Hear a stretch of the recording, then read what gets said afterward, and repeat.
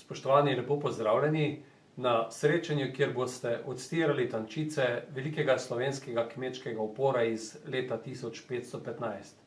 Z veseljem bi bil z vami, vendar so težave v letalskem prostoru Belgije onemogočile mojo prisotnost. Prihajam iz Posavja, območje, ki ga je prav tako zaznamovalo vrsto kmečkih uporov. Pri nas smo se ukvarjali še več z uporom iz leta 1573, upor leta 1515 pa je povezal 80 tisoč nezadovoljnih slovenskih kmetov.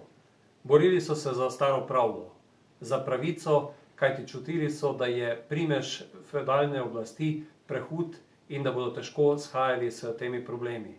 Zelo zanimivo, da so že v 16. stoletju ustanovili prav z imenom imenovano Kmečko zvezo, ki se v slovenskem političnem prostoru pojavlja kar nekaj stoletij kasneje, cilji pa so bili pravzaprav podobni. Boriti se za pravico malega človeka in se upreti kapitalu, tistim, ki nimajo nikoli dovolj. Če je bilo to zelo značilno in simptomatično v srednjem veku, v času fevdalizma, kmečkih uporov, je žal ta bitka za pravičnost prisotna tudi v današnjem svetu.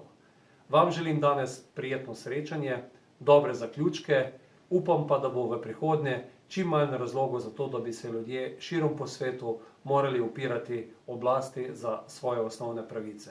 Lep in prijeten dan vam želim.